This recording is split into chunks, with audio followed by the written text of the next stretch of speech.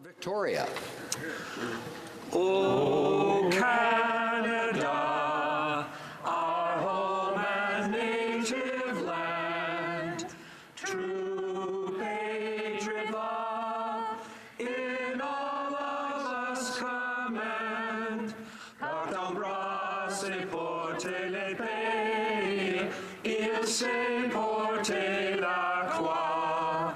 Ton histoire est une épopée des plus brillants exploits. God keep our land glorious and free. Oh, Canada, we stand on guard for thee. Oh, Canada, we stand on guard for thee. Well, news report, let the doors be open.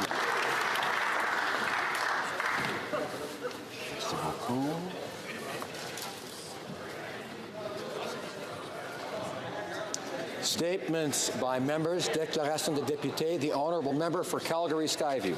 Thank you, Mr. Speaker. Mr. Speaker, this morning I woke to more bad news for Alberta, and the forecast is foreboding. The dark clouds of recession are on the horizon again, and Alberta's economy remains in a fragile state. And while we have managed to bolster domestic oil prices through curtailment, we are losing out on millions, even billions of dollars. Why? Because, Mr. Speaker, as I have mentioned once or twice before, we are lacking the ability to move our oil, and I would be remiss, Mr. Speaker, if I didn't spend these last weeks before the House rises reminding the government and indeed the members of this House our dire need for progress on this front. Not only the Albertans, but for all Canadians. My constituents are worried, and they have good cause to be so. Let's not play politics with the Canadian lives and Canadian jobs. Once and for all, it's time to move forward. I implore the government to approve the Trans Mountain Pipeline by June 18th so that we can have the shovel in the ground by July 1st. And let's get Alberta working again. Thank you, Mr. Speaker. Honourable member for Vaudreuil-Soulanges. Hear ye, hear ye, Mr. Speaker. Ladies and gentlemen, and all citizens of Vaudreuil-Dorion will meet on June 5th, 6th, and 7th for the seigneurial to sing and play and eat and to celebrate the historical heritage of our community of Soulanges. We have a long history to celebrate. I would like to invite all noble ladies and gentlemen to join me at the Regional Museum with activities for the entire family so that you can see everything we have to offer. The honourable member for Sturgeon River Parkland. Mr. Speaker, this week is Victims and Survivors of Crime Week, dedicated to bringing awareness to victims. And today, I reflect upon a terrible crime committed near my community. On July 3rd, 2010, Lyle and Marie McCann of St. Albert went on a road trip. On July 5th, their motorhome was seen engulfed in flames, and their bodies were nowhere to be found. Their killer was arrested, and following years in the courts, was convicted. Now, nearly 9 years later, we still do not know the whereabouts of Lyle and Marie. That's why I introduced Bill C-437, known as McCann's Law, hoping to encourage killers to reveal the location of their victims. Right. This bill makes cooperation a factor in parole hearings and gives judges more authority to limit parole. All parliamentarians should support legislation that seeks to return the remains of victims to their families. It's time to put victims and their families first and pass McCann's Law. Hear, hear. Honourable member for Montarville. Mr. Speaker, I would like to present an organization in my riding, La Maison de l'Entraide, which has been supporting families from Saint-Joly for 40 years. The food drive, organized by Ms. Denise Labrec in 1976, marked the start of this organization, incorporated on July 4th, 1979. Today, La Maison is continuing its founding mission by supporting low-income families in Saint-Joly. It works in partnership in the area to improve living conditions. Its main source of income is from a used clothing store, which is open to the public and accounts for roughly 80% of its annual revenues. The board and volunteers try to keep operating costs as low as possible so that as much of the money it raises can go to families. This financial aid represents roughly 75% of its expenses. Congratulations to La Maison d'Entraide for its 40th year anniversary. Thank you. For Churchill, Kiewit, Nukaski. Mr. Speaker, climate change is a reality in our north. First Nations and northern communities are feeling it. This past week, the federal government made an announcement in my home community committing $28 million to rebuild an airport in Thompson, which is sinking because of permafrost. This is an important investment, but it is not enough. It does not change the reality of the 18 communities in our north who are facing a crisis of climate change and isolation. These 18 communities depend on ice roads as their lifelines, and these are disappearing. Where is the federal government when it comes to working with First Nations to build all-weather roads? Just this month, York Factory came to Ottawa to get support for an all-weather road. So where are they to work with Wasagamak and Pungassi, who don't even have airports? Where is the federal government to work with First Nations like St. Teresa Point and Barons River to build the all-weather road connection they have proposed? And where is the federal government to act urgently for communities trying to deal with the reality of climate change? The federal government isn't there. First Nations in our north can't afford to wait any longer. The honourable member for Ottawa-Vanier. Mr. Speaker, it is an honour today to have with us executives from the Fitness Industry Council of Canada. Thanks to them, on June 1st, hundreds of Canadians will participate in National Health and Fitness Day.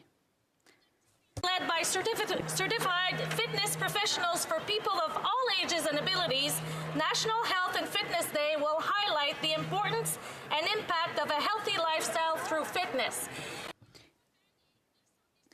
In Ottawa-Vanier, the Vanier Community Services Centre organizes Vanier VeloFest, which takes place on June 1st to encourage young people to spend time outside on their bikes. Fitness Industry Council of Canada for promoting public health and wellness for all ages and abilities across the country. Canadians, here's your challenge. I encourage you to all participate and celebrate National Health and Fitness Day. Merci, Monsieur le Président. Thank you, Mr. Speaker. Member for Flamborough-Glanbrook. Mr. Speaker, this Saturday marks the beginning of Scleroderma Awareness Month, and while the past few years have seen advancement in treatment that can ease pain and slow the progression of the disease, researchers have yet to find the cause of scleroderma and are still looking for a cure. As many in this House know, I've witnessed the terrible effects of this disease firsthand while I was forced to watch my mother, Jean, deteriorate under the awful effects of scleroderma, which ultimately took her life.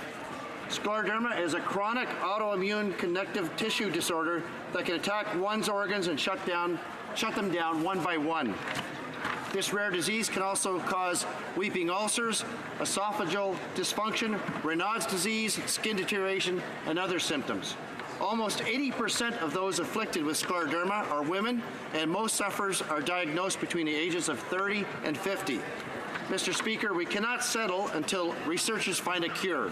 I urge all governments, the medical research community, and academia to continue to advocate for more funding for scleroderma research so that we can stem the tide of this disease and once and for all find a cure. The honourable member for Tobique-Mactaquac. Mr. Speaker, I rise today with great pride to recognize the hard work and dedication of someone I've worked with for only 4 years, but it was given a great number of years to this place in more ways than I can share in a single statement. Last night, she received her Long Service Award for 31 years working for the House of Commons.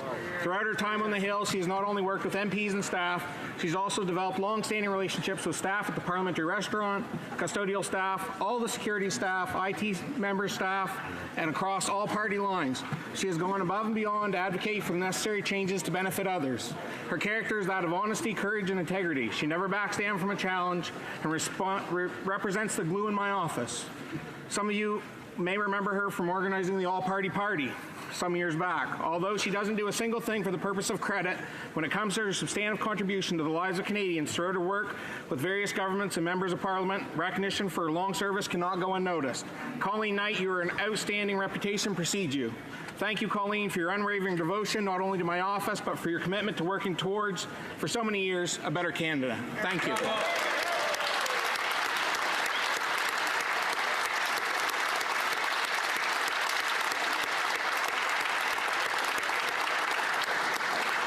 member for Kitchener Centre.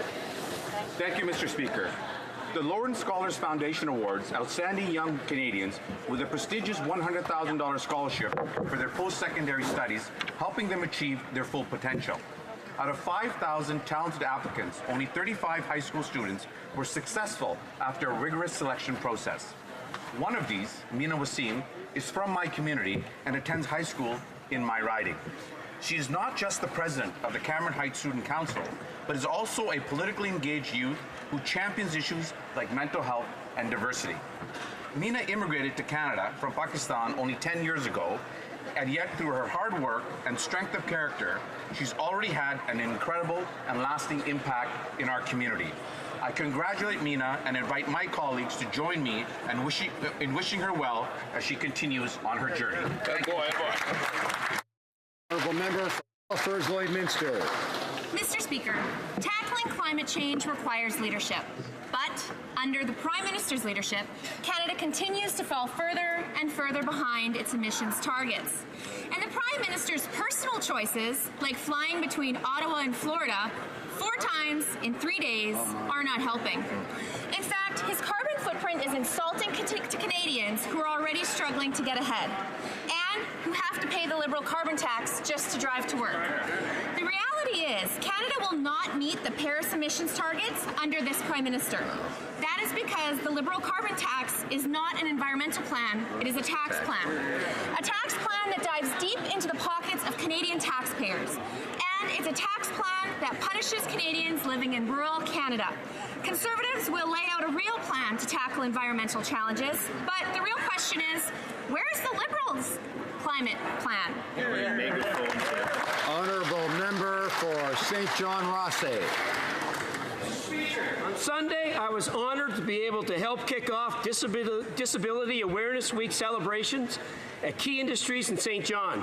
Disability Awareness Week is a time for all of us to promote accessibility and inclusion and celebrate the incredible social and economic contributions that Canadians with disabilities make to our communities. It is also a time for us to redouble our commitment to the protection of the rights of persons with disabilities. Our government is doing this by advancing Bill C-81, which represents the most significant advancement of the rights of persons with disabilities in Canada since the advent of the Charter. I was thrilled to be able to contribute to the strengthening of this historic legislation at committee, and I look forward to standing up for the rights of persons with disabilities by standing up for this legislation later this week. I will always stand up for the rights of persons with disabilities in St. John Rothsay. Thank you, Mr. Speaker. Honourable member for Spadina, Fort York. Mr. Speaker, I'm here to spill the tea. Pride season in Toronto is coming up, and our city's very own Brooklyn Heights has made it to the Final Four in RuPaul's Drag Race, the reality TV show. This Canadian has done us proud in the competition, which has been the starting point for a lot of important conversations about trans rights, not just in Canada, but around the world. Conversations about the effects of homophobia, transphobia, biphobia are critical to building resiliency in these communities, and our government knows that it's our role to support them more. In fact, this week our government announced an investment of $4.3 million through the National Housing Strategy for the Egal Centre, Canada's first housing facility exclusively dedicated to homeless LGBTQI2S youth. The theme for Toronto Pride this year is freedom, and it builds on having a safe place to call home because that's the foundation for all forms of freedom and free expression. I look forward to marching this year in the Pride Parade, and I look forward to seeing a little Brooklyn in Toronto, and as well making sure that our community is safe, housed, and the youth in particular are thriving. The honourable member for Portneuf-Jacques-Cartier. Mr. Speaker, first I'd like to remind the Liberals that as Conservatives, we recognize that climate change really does exist, that it is affecting the entire planet, and that human activity is having an impact on climate change. What is disappointing with this Liberal government in power now for 3.5 years is that the only solution it has found is to impose a new tax to meet the Paris targets, and it is not working, Mr. Speaker. The Liberals have decreed a climate emergency on the eve of an election campaign after buying from the U.S. a pipeline worth more than $4 billion. This doesn't make any sense. The Liberals say one thing and do another. They have lost control on several files. We need to get rid of them quick. Mr. Speaker, I would like to reassure Canadians that we will be tabling a real environmental plan to reach the Paris targets.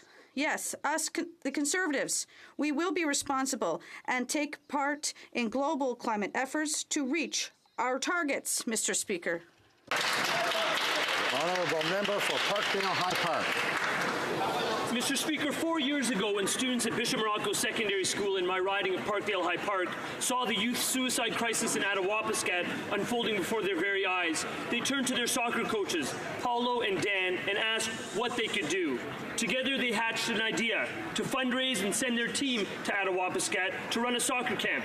Then they did it again and again and again. For the last 4 years, these young people have been building bridges, developing trust, and learning from their Indigenous brothers and sisters in Attawapiskat. What started as a soccer camp is now a sports, dance, and multimedia initiative that connects 2 schools in Toronto, Bishop Morocco and St. Elizabeth, with the very school in Attawapiskat founded by Shannon Kostichin. Mr. Speaker, the story of Canada is truly about ordinary people doing extraordinary things. This project is one such shining example. I salute these youth in Toronto and Attawapiskat for their incredible efforts to address youth mental health and to advance reconciliation. Bravo. The honourable member for London Fanshawe. Mr. Speaker, Women Deliver will take place next week in Vancouver. This month, at Status of Women Committee, the Minister for Women and Gender Equity described this conference as the Feminist Olympics, an unfortunate comparison given the corruption there. The minister also stated that the Government of Canada is not and never has been in the business of providing core funding for capacity building to women's organizations. Allow me to correct her. In fact, women's organizations suffered tremendously under the 2007 cuts made by Stephen Harper, and they have been struggling to stay above water ever since. The World Economic Forum's annual gender gap ranking places Canada 16th when it comes to economic, educational, health, and political equity for women. Without core funding, capacity building is impossible. By continuing to starve women of funding, Team Canada will never make the podium. Women's organizations need stable and sustainable core funding to achieve equal status on the field. Bravo. The honourable member for Chilliwack Hope. Following a recent by-election in BC, the Prime Minister said that Canadians are voting with climate change at the top of their minds. So how'd he do in that by-election? Voters on Vancouver Island rejected his Liberals, ranking them behind the Greens, the Conservatives, and even the NDP. Canadians recognize that the Liberal carbon tax will not even come close to achieving Canada's emissions targets under the Paris Accord. That's because his carbon tax isn't a plan to lower emissions, it's just a plan to raise taxes. Meanwhile, he's giving large industrial emitters a special deal that will exempt them from the tax while making Canadian families pay more to drive to work, heat their homes, and put food on the table. In the coming weeks, Conservatives will present Canadians with a real environmental plan that will lower global emissions without making Canadians pay a punitive carbon tax. Mr. Speaker, until October, we're stuck with these Liberals, but help is on the horizon, and very soon a Conservative government will implement our plan to protect the environment and protect the pocketbooks of Canadians.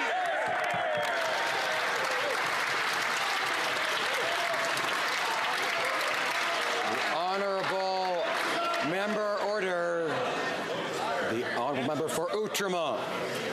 The Canadian economy is thriving, Mr. Speaker. We're breaking all of the growth records. Why? Because we're investing in Canadians. Our economy is solid because we are investing in innovation and in entrepreneurship, such as young entrepreneurs from HoC in my riding of Outremont. We are making Montreal a world leader in AI. We are making Quebec a global leader in the technology, green technology. Up 60% this past year, exceeding all expectations. April set a new record for job growth in this country. We've created over 1 million jobs since 2015. 1 million jobs. After years of economic stagnation under the Conservatives, the Canadian economy is back, Mr. Speaker, and it's even better than advertised.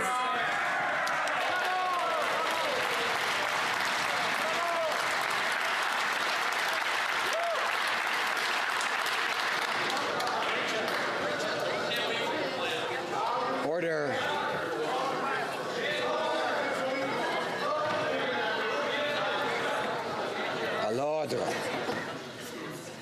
Questions orales. Oral questions. The Honourable Leader of the Opposition.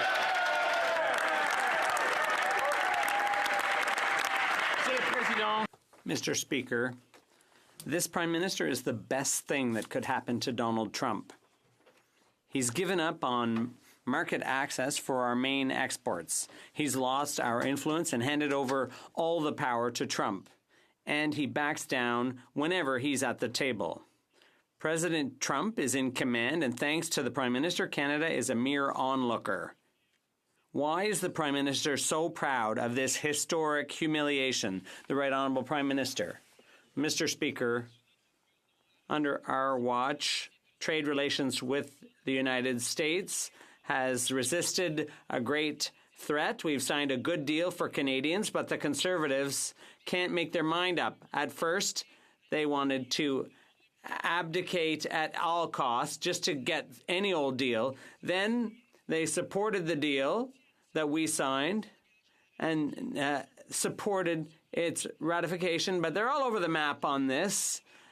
This government will defend Canadian workers and protect jobs. We will always be there for Canadians. The Honourable Leader of the Opposition. Speaker, let's remember, this Prime Minister promised a better NAFTA deal. And then he volunteered to renegotiate Canada's trading arrangement, and not only did he come back with concession after concession, with no wins at all, but he even signed a deal that still had steel and aluminum tariffs in place. And now we learned that there is language in the new agreement that suggests that Canada now has a quota by another name. So will the Prime Minister finally admit that this deal on steel tariffs is just not as advertised? The Right Honourable Prime Minister. Mr. Speaker, under our government, the United States trading relationship faced its greatest threat. So we worked hard to get a good deal for Canadians. Now, Conservatives can't make up their minds. In the beginning, they were in favor of us signing any old deal just to get things done and abdicating on it all the way Stephen Harper told them to. Then they opposed the good deal that we signed, that we negotiated with the help of all Canadians, and now they're in favor of the deal and they commit to ratifying it. They're all over the place, Mr. Speaker. We're staying focused on supporting Canadians, on fighting for workers.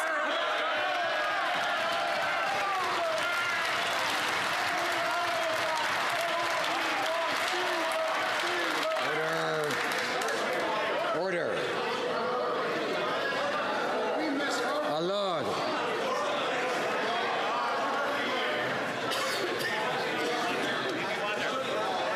Order. The Honourable Leader of the Opposition. The greatest threat to Canada's trading relationship with the United States is the weakness of this Prime Minister.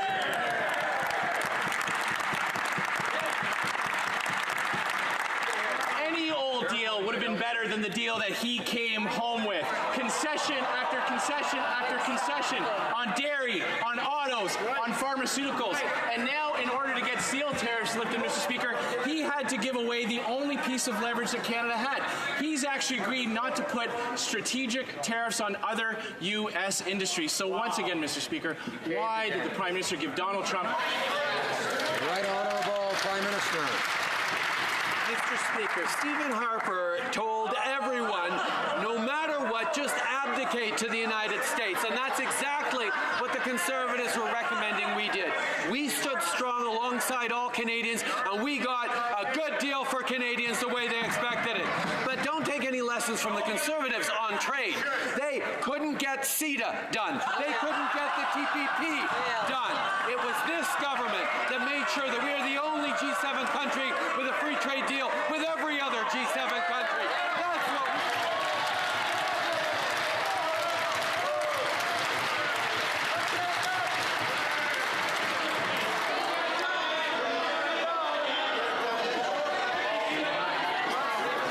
Order.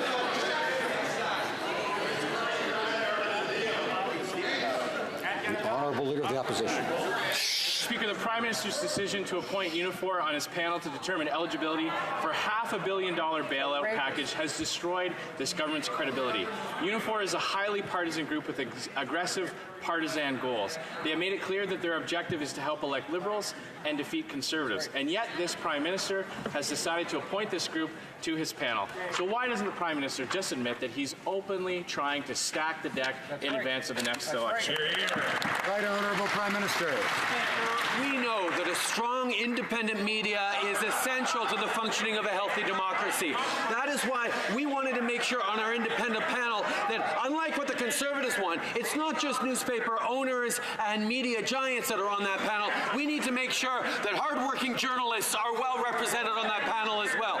But on this side of the House, Mr. Speaker, we will always defend labor. We will always defend workers, unlike the Conservatives that attack organized labor at every chance they get, including with 525 and 377 in the last Parliament. The Honourable Leader of the Opposition. Speaker, Jerry Diaz is not a journalist. He represents a union that has called itself the Resistance to Conservatives. It's bankrolling partisan attack ads put out by a third-party organization and run by high-level liberal backroom veterans. There are other entities that could represent workers on this panel, but they chose to choose a liberal-friendly partisan organization. Right. Now, it's very clear that this is just one aspect in the Prime Minister's attempt to rig the next election, including putting caps on Conservatives, but not on government spending announcements. Why? The Right Honourable Prime Minister. Mr. Speaker, we will make no apologies for putting forward an opportunity to build a strong independent media that is secure as we move forward, that makes sure that both employers and employees are represented. But, Mr. Speaker, it's absolutely laughable that the Conservatives, who were found guilty of election fraud in multiple past elections, give any lessons on independence. What they tried to do with their Unfair Elections Act was muzzle Elections Canada and preventing it from talking to young people, removing the right to vote from thousands of Aboriginal people, thousands of young people, right.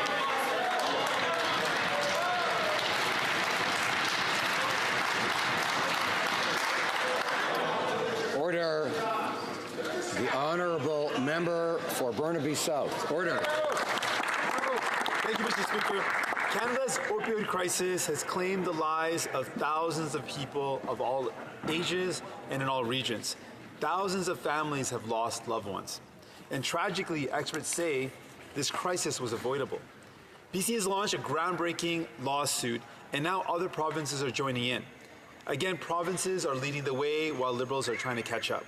Will the Prime Minister finally agree to join this lawsuit and make sure drug companies are held to account for their role in this public health crisis? Right Honourable Prime Minister. Mr. Speaker, we are deeply concerned by the tragic impact of the opioid crisis in BC and indeed right across the country. We've responded by investing $350 million in emergency response, much of it in treatment. We've restored harm reduction and approved almost 30 supervised consumption sites, and we're significantly removing barriers to treatment of those struggling with addictions. We are taking action to do all we can to save lives and turn the tide of this terrible crisis. The Honourable Member for Burnaby South. All across the country, too many families are losing loved ones because of the public health crisis caused by opioids. The NDP in BC has launched a class action against drug companies for their role in this opioid crisis. And now Ontario is joining the class action. Will the Prime Minister have the courage to support our call for an inquiry into the role of drug companies in the opioid crisis in order to do justice to the families? The Right Honourable Prime Minister. Mr. Speaker, we are with the families in this crisis. We will continue to take action. We've invested $350 million in emergency relief, especially in the area of treatment. We have set up and are removing barriers to treatment and injection sites. We will continue to do whatever we can to save lives and turn the tide on this terrible crisis. The Honourable Member for Burnaby South. NAFTA will have significant effects on workers, but the Liberals can fix the deal. As the National Director of the Metal Workers Union has said, Canada shouldn't leave it up to U.S. Democrats to defend our workers. It's our job to protect jobs in Canada. Will the Prime Minister work with us and not rush to ratify NAFTA so that all workers in Canada are protected? The Right Honourable Prime Minister. Mr. Speaker, our government shows daily that we are there to defend Canadian workers and their jobs, and that's what we've negotiated here with the new NAFTA. In the House of Commons, the NDP criticizes the deal, but privately, they say that the new NAFTA is the best possible deal. They know that the new NAFTA will protect millions of jobs that were under threat. And the member for Rosemont-La Petite Patrie said that the new NAFTA was the best possible deal that protects workers all across the country. Old misleading quotes don't change the fact that people are concerned about lost jobs and rising drug costs. Now here's a new quote. Canada continues to stand alone in failing to protect our key industries. The federal government must defend Canadian jobs. We do not support the rush to ratify. That's from Ken Newman of the United Steelworkers. Why is the Prime Minister propping up Donald Trump instead of working with progressives in a Congress to get a better deal? When exactly did he give up on trying to do better? Honourable Prime Minister. Who I listened to, Mr. Speaker. I listened to Hassan Youssef of the Canadian Labour Congress, who said the updated NAFTA gets it right on labour provisions, including provisions to protect workers against employment discrimination on the basis of gender. I listened to Lino Medicio, a team leader at Chrysler's Windsor Assembly Plant, who said, we're actually very proud of the job that our Canadian government did, and kudos to the negotiator. And, of course, our friend Jerry Dias of Unifor said, this is a much better deal than the deal that was signed 24 years ago.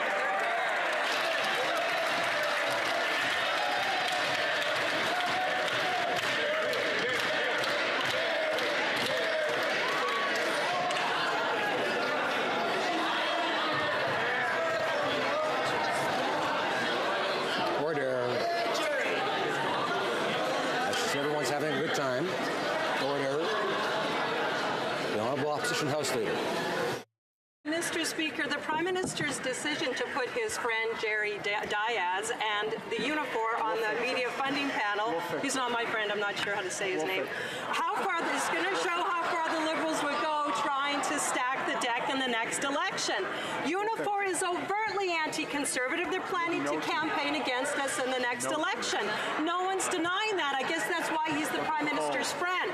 But they have no business being on this media panel decision-making process. Will the Prime Minister reverse this decision and remove his friend and Unifor from this media panel? Right, Honourable Prime Minister. Mr. Speaker, on this side of the House, we know that a strong and independent media is the cornerstone of Canadian democracy, so we are acting to ensure that the media continue to hold elected officials to account. As part of that, we are ensuring that both employers and employees are represented on this independent panel. The Conservatives keep up their attacks on organized labor. We will defend workers right across this country. The Conservatives will keep up their attacks on the media, including on CBC, that the Leader of the Opposition committed to eliminate. We're going to stay focused on protecting the media. Order. We need to hear both the questions and the answers. I ask members to cooperate and show respect for each other. The Honourable Opposition House Leader.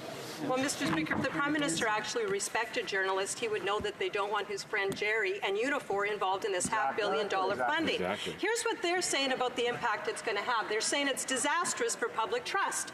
It erodes the independence and places us, journalists, in a permanent and inescapable conflict of interest. Right. The Prime Minister is making a terrible decision, and he's using journalists as his cover. Yeah. Will the Prime Minister stop putting journalists in this conflict of interest, reverse this decision, remove his friend Jerry and Unifor from this panel? Right, Honourable Prime Minister. Mr. Speaker, but the arguments that the Conservatives are making on this issue are exactly the same arguments they've always been making on why we should be eliminating the CBC. Well, we disagree, Mr. Speaker. We believe in CBC Radio-Canada as a strong public broadcaster with a mandate to bring news that matters to Canadians, and we're always always going to stand up to defend the CBC against the Conservatives, but indeed defend both employers and employees of media organizations against people who want to undermine them and attack them, Mr. Speaker. The honourable member for Richmond Arthabaska. Mr. Speaker, Unifor, the largest union of journalists in Canada, has clearly taken sides. They have declared war on the Conservative Party. And what have the Liberals done?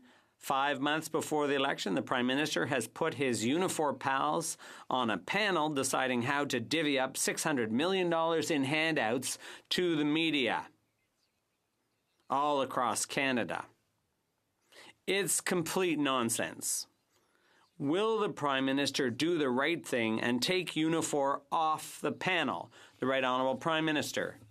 Mr. Speaker, we know that independent, strong media are essential to any democracy, and we will continue to act to protect them. We recognize that it's not just employers, but also employees who need to have a voice in how we defend our media. Conservatives just want to help the bosses and the owners of media out, but we're concerned about the journalists and the workers as well. We will always defend our media, allow them to do their job of criticizing and giving Canadians the news they want. The honourable member for Richmond Arthabaska. Mr. Speaker, this is misinformation. The fact is that this Liberal government has given an openly pro-Liberal union power over the distribution of $600 million in handouts to the media just 5 months before the election. This is yet another Liberal scheme to interfere and influence the next election. So, would this Prime Minister just do the right thing and get rid of his Unifor cronies on this panel? Right Honourable Prime Minister. Mr. Speaker, we know that the Conservative attacks against unions continue, but we also know that they're an essential part of our society. They have a role to play. It's very important. At the same time, we see that the Conservatives are using the same arguments on this as they did to argue that CBC should be completely scrapped. This is the same type of argument they use all the time. The Conservative leader made these promises in his leadership campaign. We know that the Conservatives are always itching to get rid of CBC. So, Mr. Speaker, despite the protests of the Prime Minister, the issue here is one of bias. And the question is whether or not an entity that has sworn that it likes to elect Liberals and, in fact, make sure that Conservatives don't form government, who gave $400,000 and boasted about it to ensure the Conservative defeat in 2015, and as well says they're doing it again and, in fact, has started again, that is not an appropriate appointment to a panel that's making decisions on who gets journalistic money. Yes. Will the Prime Minister remove Unifor from this panel? Honourable Prime Minister. To follow the Conservatives' logic, anyone who has been attacked and mistreated by the Conservatives shouldn't have a voice. Well, you know what? That's what the 2015 election countered, as Canadians rose up across the country to reject the Conservative attacks and demonization of media, of Indigenous peoples, of environmentalists, of hardworking Canadians, of young people. That approach by the Conservatives is exactly what is going to fail them again this time.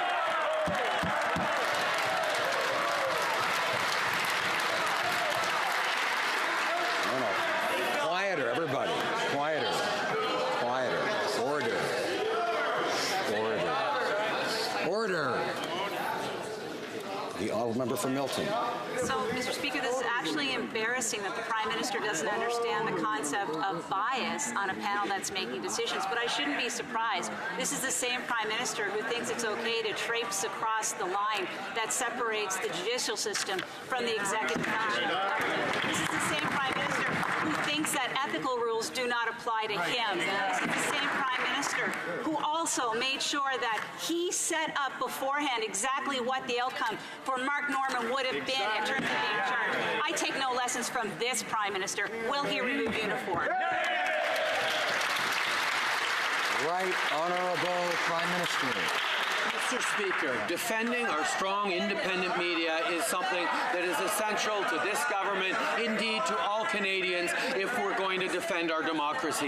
And that means gathering a range of voices that represent different interests within the media universe to make sure that all voices are heard. And we, Mr. Speaker, feel that it is important that employees as well as employers are heard from on that panel.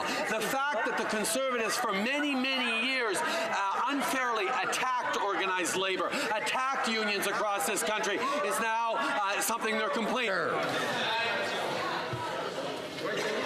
The honourable member for Essex.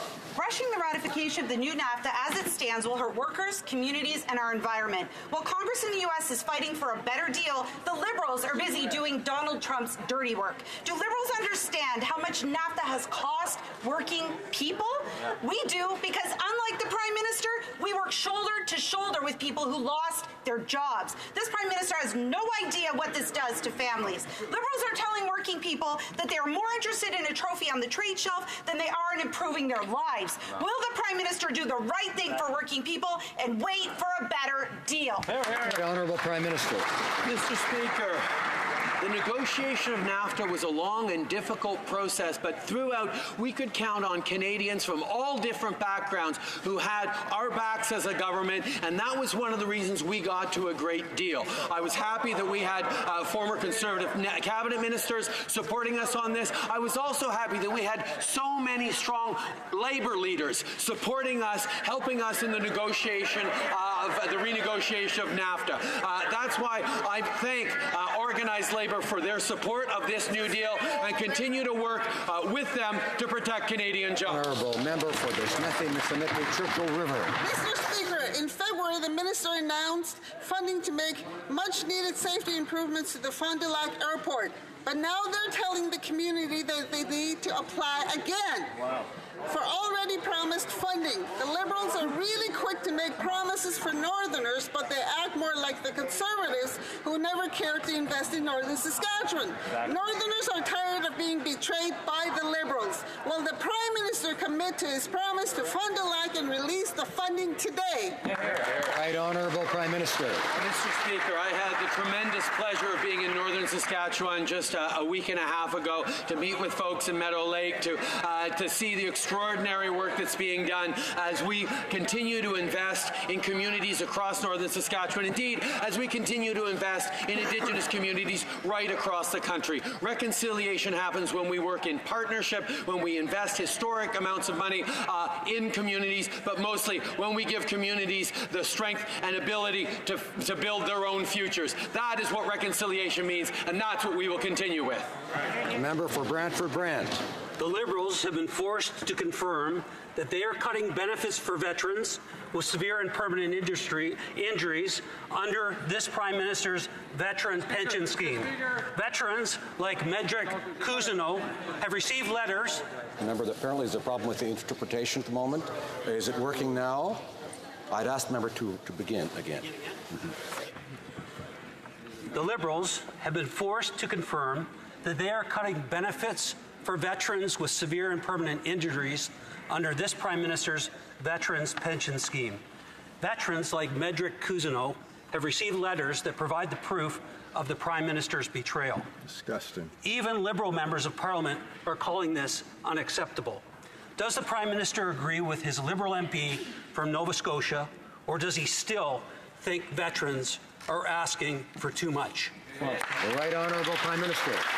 Speaker, the well-being and financial security of our veterans has been our priority ever since we took office, because the Conservatives gutted Veterans Affairs to balance the budget and used them for photo walks. Well, we made our investments of over $10 billion new dollars in our Canada's veterans, so they're better supported. We're delivering on the promise to reintroduce the new pension for life, and that policy was designed so that every injured veteran is better off under our new system than they were under the old one, and I have instructed Veterans Affairs to ensure that that is the case in every single case. The Honourable Member for Chicoutimi-Le-Fjord. Mr. Speaker, Medrick Cousineau has joined the chorus of voices saying not all veterans are being treated equally under the Pension for Life program. A Nova Scotia Liberal MP said if any veteran received less, that would be unacceptable. I recall the Prime Minister saying that what veterans were asking for was more than the government could afford. Does the Prime Minister agree with what one of his own MPs said? The Right Honourable Prime Minister. The financial security and well-being of our veterans has always been our absolute priority. The Conservatives made cuts to services to veterans in an effort to balance the books at all costs. We have invested over $10 billion in greater support for veterans, keeping our promise to introduce a new pension for life. And under this policy, all veterans should be better off than they were under the old system. And I've asked the department to ensure that that is always the case. The Honourable Member for Beauport-Limoilou. Mr. Speaker, the Prime Minister is our head of government. He wears a lot of hats, of course, but his primary duty is made up of two fundamental goals. First, he must ensure the political unity of our federation. And secondly, he must ensure the government is there for our soldiers, including by giving them the recognition they deserve. Did the Prime Minister share Canadians and our soldiers' profound disappointment when he learned that the families of the fallen were excluded from a war memorial ceremony? Mr. Speaker, the Right Honourable Prime Minister. Mr. Speaker, we thank the men and women who served in Afghanistan for their work and sacrifice. The Chief of the Defence Staff has apologized and confirmed that the memorial would be accessible to those who wish to visit it. And we're working on a public monument to those who served in Afghanistan for families and veterans. That monument will be built in cooperation with the National Capital Commission. We will always defend and remember the sacrifices of our veterans. Mr. Speaker, this Prime Minister asks the Chief of Defence Staff to apologize for him, but he's the Prime Minister who's broken promises on veterans' pensions. He's the Prime Minister that forced Equitas Afghanistan veterans back to court. He's the Prime Minister that cancelled the Afghanistan monument in 2016 that would be open to the public today. And barring families and veterans from a secret ceremony a few weeks ago was reprehensible, Mr. Speaker. 4 years of broken promises, 4 ineffective ministers. Why should military families and veterans ever believe this Prime Minister? Right Honourable Prime Minister. We'll take no lessons on ineffective ministers from that man who was the one who presided over the kinds of photo ops, the cuts to veteran services under the Harper government. The fact is, Mr. Speaker, they use veterans for photo ops, Mr. Speaker, instead of giving them the money they had. So to balance the budget by nickel and diming them, we knew what we were going to do was invest $10 billion in veterans, and the new Veterans Pension for Life makes sure that every single veteran is better off now, and that's what we're going to stick with.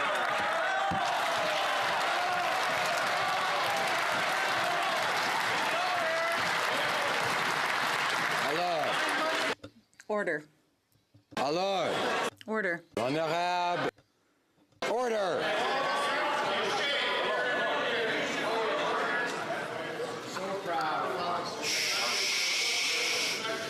Honorable. The Honourable Member for Trois-Rivières. Mr. Speaker, in its 2013 report on a collision between a bus and a Via Rail train, the TSB called on Transport Canada to examine potential collision performance standards for buses. Since then, there have been several similar accidents, including the sad tragedy of the Humboldt Broncos. The number is now 19 dead and 33 injured, and despite that, Transport Canada still has done nothing to change the collision performance standards for buses. Mr. Speaker, after almost 4 years in government, how can the Prime Minister explain his minister's lack of action on this matter? The Right Honourable the Prime Minister. Mr. Speaker, on the contrary, the Minister of Transport has been very active on new standards and new ways of bringing in measures to protect Canadians. This is his priority, and it's the priority for this government, and that is to make sure that Canadians and Canadian travellers are safe when they travel internationally and in this country. We'll continue to put Canadian safety first, and we will take the necessary steps to make sure that that will always be the case. The Honourable Member for Jonquière. Mr. Speaker, a delegation from Saguenay today is visiting Davie Shipyard to send a clear message that the shipyard is ready for new federal contracts and businesses in our region are ready to participate. Contracts are slow in coming, and therefore, so are all the potential economic benefits. Mr. Speaker, will the Liberals commit to doing everything necessary to make sure that Davie has a new contract before the next election and to therefore pave the way for economic benefits in our region? The Right Honourable the Prime Minister.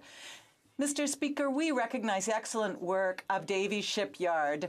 They are always on time and on budget. The Conservatives had excluded Davie from their national shipbuilding strategy, but we have granted $1.5 billion in contracts in businesses in Quebec and over $700 million and in other places. We are always going to make sure that there are contracts, and we have invested in 2 new ships so far, and including on the East Coast. Mr. Speaker, gun violence in Canada is on the rise. While crime rates in general have dropped during the past several decades, gun violence has increased. Between 2013 and 2017, gun homicides across Canada doubled. More specifically, in my hometown of Toronto, we endured 96 tragic homicides in 2018. Too many. Could the Prime Minister inform this House what steps our government has taken to promote the safety of our communities? Honourable Prime Minister. I thank the member for Willowdale for his question and for his hard work. All of us can agree that one loss of life is too many. So yesterday, our legislation passed to uphold our commitment for better background checks, for standardized record keeping, for impartial classification, and for safer transportation. Now, Conservatives have said they would repeal this legislation. Well, if Conservatives remove enhanced background checks, people will no longer need to show a license when buying a firearm in Canada. So, together with new federal investments, this bill will combat gun violence and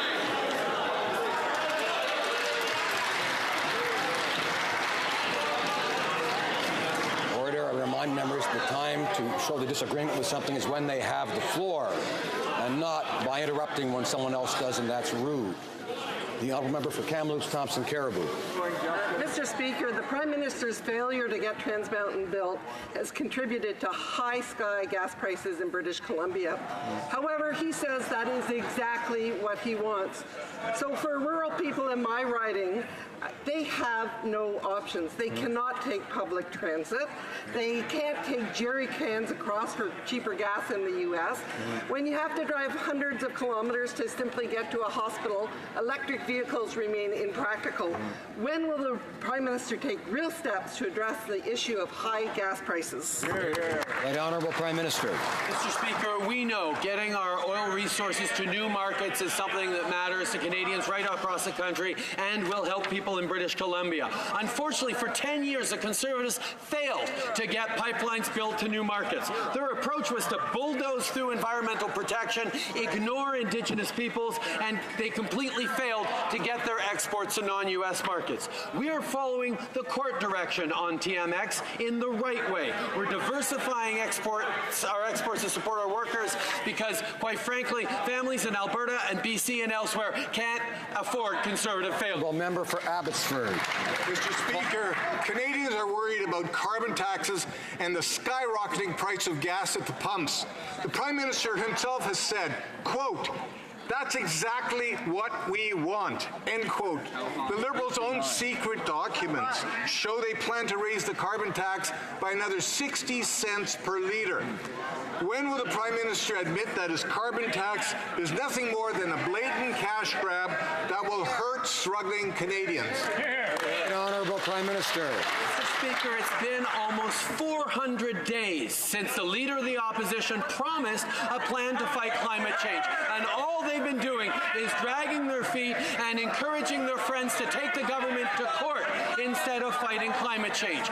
I was happy to note, Mr. Speaker, that 97% of Canadians eligible for the climate incentive actually collected that, which means families are better off with our price on pollution than they were before as we fight climate change, because Canadians know we have to fight climate change to build a strong economy. Honourable member for Carleton. Well, the Prime Minister is following the direction of his Environment Minister, who said this week, if you actually say it louder, we've learned in the House of Commons, if you repeat it, if you say it louder, if that is your talking point, people will totally believe it. So just go it. Order. The member for Carleton has the floor. Order. Start again. Even they're following the plan of the Liberal Environment Minister, screaming louder and louder to cover up the truth. The Prime Minister said $1.60 a litre gas prices in BC are exactly what he wants. Will he admit that that is where all prices are going across Canada once his carbon tax is fully implemented? Honourable Prime Minister. Speaker, once again, the Conservatives are playing the same old game of trying to pit Canadians against each other and distract from the fact that climate change is a real and pressing challenge to communities right across the country. Extreme wildfires, the incredible flooding right across the country, greater drought periods. These are challenges that are costing Canadian families thousands upon thousands of dollars and the economy millions upon billions of dollars. We have a plan to fight climate change. We know that you don't have a plan to build a stronger economy unless you have a plan to fight climate change. The Conservatives don't know that. Honourable member for Carleton. We know is that whether it's on climate change or gas prices, we don't need another high school drama production from this Prime Minister. We need clear answers. He said that he believed $1.60 a litre gas prices are exactly what we want. His price on gas will go up 250%, he admits. So will he tell us what is the full and final price increase that his carbon tax will impose on a litre of gasoline? Honourable Prime Minister.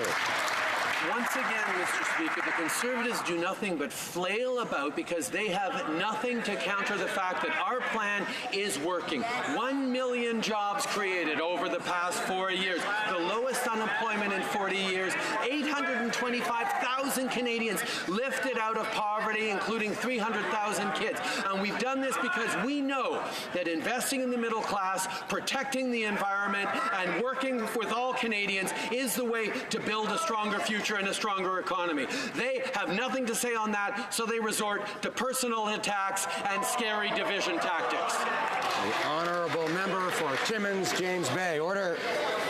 Speaker, the people of Grassy Narrows have suffered 50 years of lies, cover-ups, and broken promises. 2 years ago, this Prime Minister promised that spring there would be shovels in the ground to build the Mercury Treatment Centre, and nothing was done. So enough of the broken promises. To the Prime Minister, where's the money? Where's the money for the Mercury Treatment Centre? What is the timeline, and why is he refusing to cover the treatment for people who've been poisoned by the corporate and political crime at Grassy Narrows? Well, Prime Minister. Recognize the numerous health issues that the community suffers to this day. We remain steadfast in our commitment to build a health facility in Grassy Narrows. At the invitation of Chief Turtle, the Minister is actually visiting the community today. We're focused on moving this critical work forward, working with the community to advance a solution. It's imperative that we all work together and ensure the people of Grassy Narrows get the support they need. Member for Windsor West. Canadians would like to take pride in our exports. My hometown produces an award-winning electric vehicle that we are proud to ship worldwide. But this Prime Minister is undermining Canada's reputation when he allows hundreds of garbage containers of household waste, plastics and recyclables to be dumped to rot in other countries. When the Environment environment minister was called out by the Philippines and Malaysia, the response is its own dumpster fire as Canadian taxpayers now have to pay millions of dollars to pick up these companies' trash. The PM won't sign the Basil Ban Amendment to stop companies from doing this. So will he inform the House how many more countries he will allow to be his personal dumping destinations? Right, Honourable Prime Minister. Mr. Speaker, we agree with the NDP that it was shameful that the Harper government allowed garbage to be exported without permits or safeguards. That's why in 2016 we signed the Basil Agreement, so the NDP needs to get its facts straight on that lever. We changed our regulations to comply with international obligations and strengthen controls of our exports.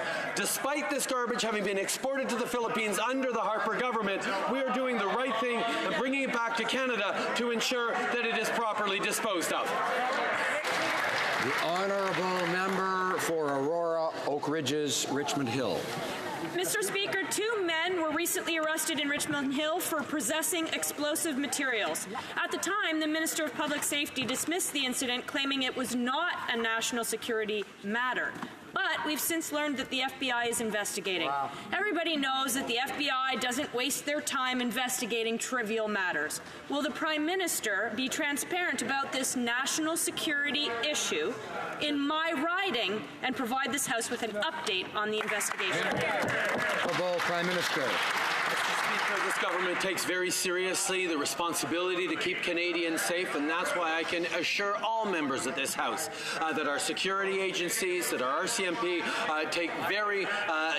take to heart their responsibility to make sure that Canadians are well protected, and they are following all the appropriate procedures in every case.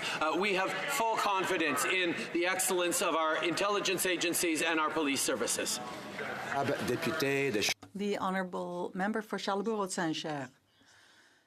Mr. Speaker, the Minister of Public Safety said that this was not a national security matter, but now we've learned that the FBI is involved. So, can the Prime Minister confirm that this is a national security matter? The Right Honourable the Prime Minister. Mr. Speaker, we take very seriously the security of Canadians, and that's why we have full confidence in our security agencies to do the work they need to do to keep Canadians safe. We will not comment on investigations, but we can reassure Canadians, and we'll continue to do that, that our agencies are doing what they need to do to keep Canadians safe. The Honourable Member for Charlebourg-Saint-Charles. Another national security question, Mr. Speaker. We learned that there were cartel members crossing the border to come and do business here. Now, we know that 190 criminals have been arrested. However, there are drug traffickers and contract killers who are still here living in Canada. This government said it would be open and transparent. So, can he tell us the truth about this matter? Since January 2019, the exemptions for visas meant that there have been thousands of legitimate visitors from Mexico. This has generated billions of dollars in economic benefits. At the same time, the CSBA has also deported over 190 Mexicans for criminality reasons, but that represents 0.04% of all people who have asked for entry from Mexico. We collaborate with our international and foreign partners, and the exchange of information. The Honourable Member for Shefford. Mr. Speaker, this is National Accessibility Week, and I'm proud of the work our government has done since 2015 and the investments that it has made in accessibility in the riding of Shefford and throughout the country. We celebrate the achievements of Canadians with disabilities and the work being done throughout the country to make sure everyone has equal opportunities to succeed. Can the Prime Minister tell the House what our government has done to bring about real change and help remove barriers to inclusion? The Right Honourable the Prime Minister. Mr. Speaker, I'd like to thank the member for Shefford for his question and for all his hard work.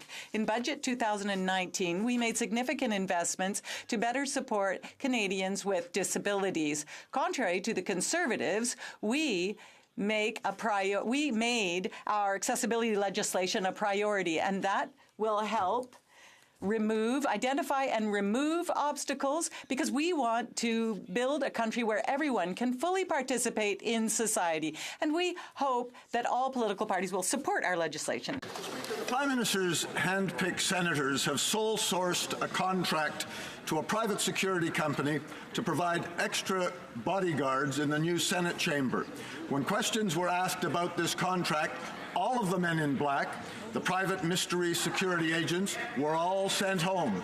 Mr. Speaker, there's something rotten in the Senate. Why did the Prime Minister's appointed leader of the Liberal government in the Senate break the rules and issue this untendered secret contract? The Right Honourable Prime Minister.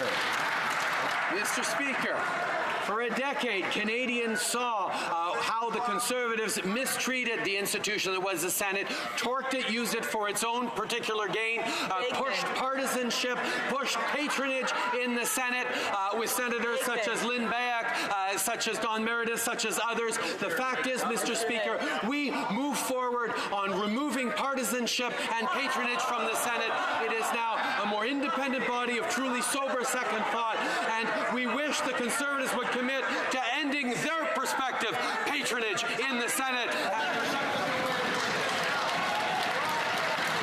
Order. The Honourable Member for South. Order. Order. The Honourable Member for Chilliwack Hope has spoken often that anybody hasn't had the floor. I'd ask him to wait until he has the floor. I'll leave that up to other times. The Honourable Member for South Okanagan West Kootenay. Order. Mr. Speaker, BC gives low-income seniors a bus pass so they can get around, and also provides rent-geared-to-income housing so they can find homes they can afford to rent. This year, the CRA demanded that BC issue forms to those seniors for the full cost of the bus pass, over $500. While this doesn't affect their taxes, it artificially boosts the income used to calculate their rents. My friend Bridget has seen her rent go up by $240 per year under this new CRA policy. So why does the CRA keep going after the people who can least afford it? Honourable Prime Minister. Speaker, on this side of the House, we're proud of the work that we're doing for seniors, whether it was increasing the GIS by 10% for our most vulnerable single seniors, or restoring the age of retirement to 65 from the 67 that Stephen Harper and the Conservatives put it at. We've continued to invest in seniors, particularly in housing, with our national housing strategy of $40 billion moving forward. We're making sure that seniors find life more affordable, because we know that supporting our seniors through a broad range of investments is the right thing for our society and the right thing for our future. Honourable Member for Hamilton East, Stony Creek. Order. Mr. Speaker, Hamilton is Canada's steel city. The imposition of steel tariffs by the United States caused us great concern, here and throughout North America.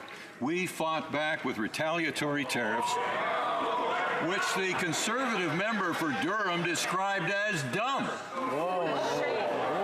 But we held firm. And now the tariffs are fully lifted, protecting thousands of steelworkers' jobs across Canada. Could the Prime Minister speak to the House about this important achievement? Prime Minister.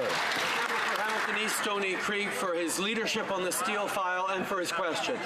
I was incredibly happy to be able to visit plants in Hamilton, in Sault Ste. Marie, and in Sept-Îles to tell workers directly about this huge win for Canada, and also to thank them for standing steadfast around while we made sure that the United States lifted these unfair tariffs. When our steel and aluminum workers needed to be defended, we stood up and put over $16 billion in retaliatory tariffs against the United States. Despite what members opposite and the Premier of Ontario said, we still held strong.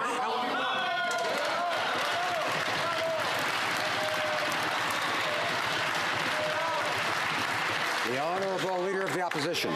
Well, Mr. Speaker, it's been 59 days since the Prime Minister sent me a letter threatening to sue me for comments I made regarding his political interference in the SNC Lavalin affair. Now, not only did I not withdraw or apologize for my remarks, I repeated them word for word outside of the House of Commons. So, will the Prime Minister tell me on what date I can expect to see him in court testifying under oath for his role in the SNC Lavalin affair? Right, Honourable Prime Minister. In a time of misinformation and fake news and populism, the opposition leader doubling down on misleading Canadians. It shows that he's still following Stephen Harper's playbook. We put him on notice because he and his party have a history of making false and defamatory statements. That's what he did in December against the Minister of Innovation. He was forced to swallow his words and retract his statements. Well, we will not stand by while he tries to mislead Canadians again. Order.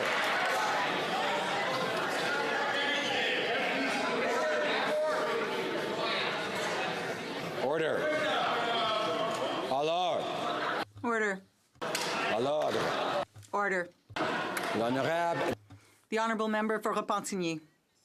Mr. Speaker, yesterday the National Assembly adopted a motion, a unanimous motion, reiterating that any oil transport project is subject to the BAP's environmental review. But Ottawa doesn't understand that.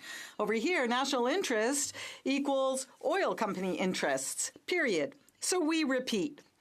Quebec does not want a pipeline full of dirty oil. We don't want one. I think that's clear.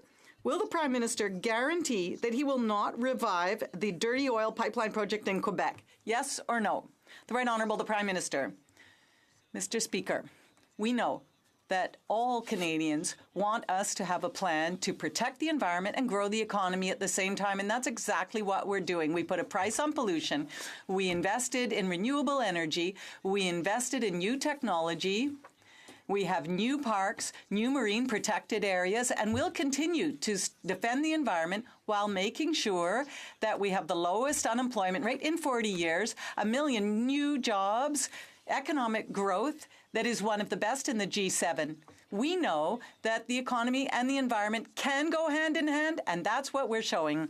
I would like to draw to the attention of honourable members the presence in the gallery of the Honourable Brian Pallister, a former member of the House of Commons, as many members will recall.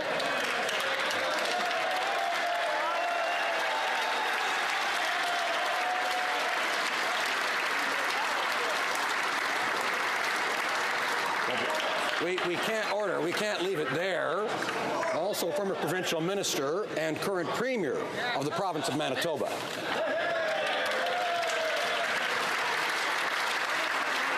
L'honorable député de Repentigny, ça lève back un appel au règlement. Point of order, member from Repentigny. Sorry, Mr. Speaker. I imagine that you would find unanimous consent for the following motion, that the House of Commons, let me finish, please. That the House of Commons reiterate that a woman's body belongs to her and to her alone, and recognize her right to choose an abortion regardless of the reason.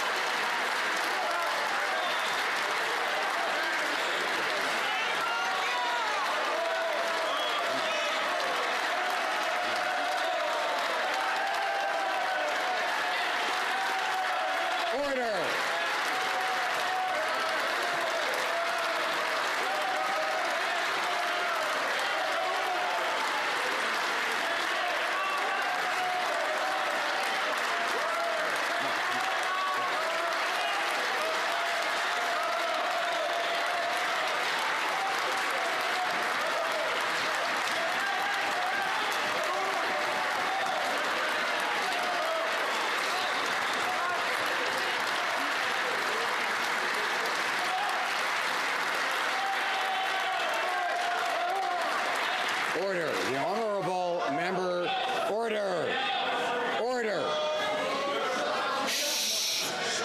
The honourable member for Brantford Brant is rising on a point of order. Resulting on a question period and the issues we've been asking regarding the Afghanistan fallen and such, there have been discussions, and I believe that if you seek it, you will find unanimous support for the following motion. That in the opinion of the House, the government should recognize the sacrifices Canadian military families make on a daily basis, the contributions of these families to the fabric of our society, and show appreciation for their ongoing commitment to the safety and security of Canada by designating the third Friday in September of each year Military Family Appreciation Day, and that the Prime Minister apologize to the military families who were excluded from participating in the secret dedication ceremony for the Afghanistan Memorial, and that the government right this wrong and make the Afghanistan Memorial accessible to the families of the fallen.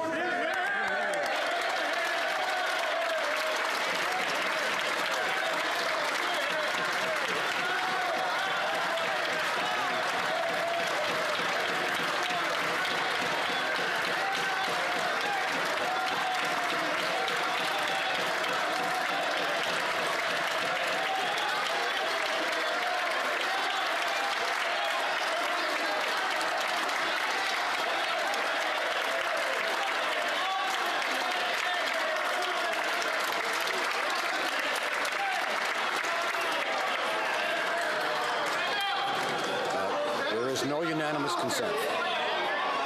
The honourable member for Carleton is rising on a point of order. Yes.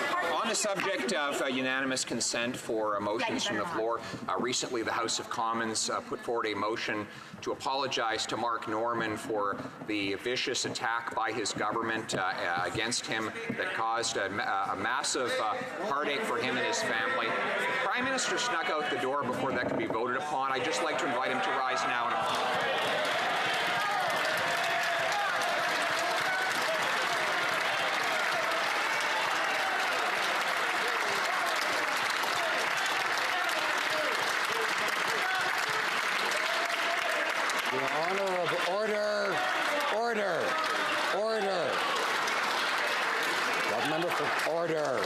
The member for Carleton is an experienced member and knows it's against the standing orders to call attention to the presence or absence of a member.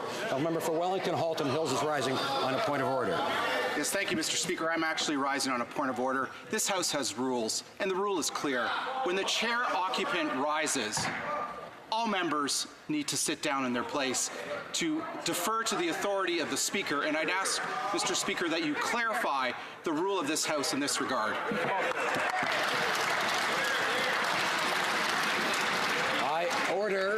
I want to thank the honourable member for Wellington Halton Hills for raising this matter. I think many members do not understand that we should have one member standing at a time. And in fact, he is quite correct that when the chair occupant rises, other members sit down. I thank him for his intervention. Comme il est, the honourable member for Saanich Gulf Islands is rising on a point of order. Yes, Mr. Speaker. It's not the first time I've risen on this point of order, but it's the first time I've risen on the point of order from my new vantage point in the House. I am sad to report, Mr. Speaker, that observance at the honourable member for Wellington Halton Hills is completely correct on his point of order on decorum. Understanding Order 16, none of the members in this place are to speak when another member is speaking, interrupt them, or speak disrespectfully. I have to say, Mr. Speaker, as impossible as it is for me to actually believe it to be the case, my vantage point in this corner of the House subjects me to more noise than when I was in that corner of the House. And I can't hear people speaking on the... I am ashamed of my colleagues who can't control themselves to perform in a way which would make their constituents proud. Think of your constituents before you shout with derision at our Speaker. Hear, hear.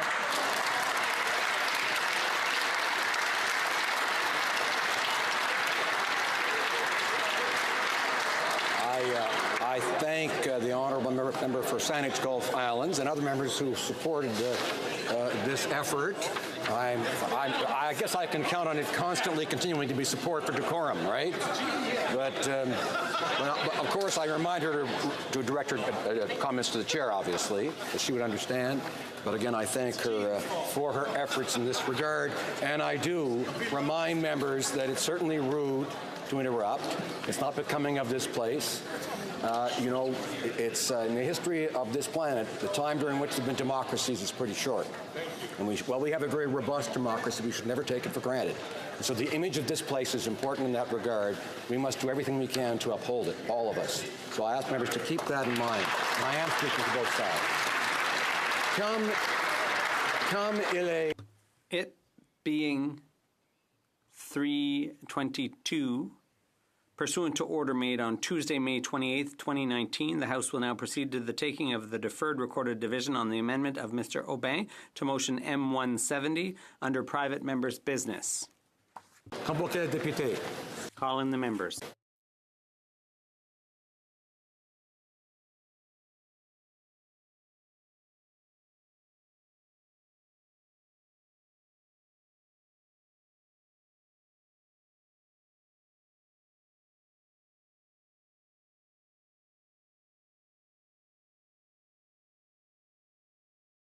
La question est la suivante. The question is as follows. Mr. Christofferson, seconded by Ms. Ramsey, moved that in the opinion of the House, a special committee, chaired by the Speaker of the House, should be established at the beginning of each new Parliament in order to select all officers of Parliament. Mr. Aubin, seconded by Ms. Trudel, moved the following amendment, that the motion be amended by deleting all the words after the words "in the opinion of the House" and substituting the following. During this Parliament, a special joint committee, co-chaired by the Speakers of both Houses of Parliament, be created as a pilot project to begin undertaking the selection process for the vacant Auditor General of Canada position. All those on my left in favor of the motion will please rise. Sixième rangée à ma... Sixth row on my left. Monsieur Plamondon. Monsieur Plamondon. Monsieur Boudria. Monsieur Boudria. Monsieur Sainte-Marie. Monsieur Sainte-Marie. Monsieur Thériault. Monsieur Thériault. Madame Posé. Madame Posé. Monsieur Fortin. Monsieur Fortin. Monsieur Barcelou-Duval. Monsieur Barcelou-Duval. Monsieur Bernier. Monsieur Bernier. Cinquième rangée à ma... Fifth row on my left. Strathcona. Ms. Duncan, Edmonton, Strathcona. Mr. Donnelly. Mr. Donnelly. Miss Matheson. Matheson. Madame Hughes. Ici. Oh, sorry. Mrs. Philpott. Mrs. Philpott. Miss May Saanich Gulf Island. Miss May Saanich Gulf Island. Mr. Manley. Mr. Manley. Quatrième rangée à ma gauche. Fourth row on my left. Mr. Cullen. Mr. Cullen. Mr. Rankin. Mr. Rankin. Mr. Stetsky. Mr. Stetsky. Madame Quash. Madame Quash. Madame Boutin-Sweet. Madame Boutin-Sweet. Madame Laverdière. Madame Laverdière. Madame Moore. Madame Moore. Troisième rangée à ma gauche. Third row on my left. Monsieur Nantel. Monsieur Nantel. Monsieur Choquette. Monsieur Choquette. Mr. Blakey. Mr. Blakey. Monsieur Duval. Monsieur Duval. Mr. Cannings. Mr. Cannings. Mr. Johns. Mr. Johns. Mr. McGregor. Mr. McGregor. Deuxième rangée. Second row on my left. Mr. Garrison. Mr. Garrison. Madame Trudel. Madame Trudel. Madame Sans Souci. Madame Sans Souci. Miss Jolibois. Miss Jolibois. Monsieur Dussault. Monsieur Dussault. Monsieur Dubé. Monsieur Dubé. Monsieur Aubin. Monsieur Aubin. Première rangée à ma gauche. First row on my left.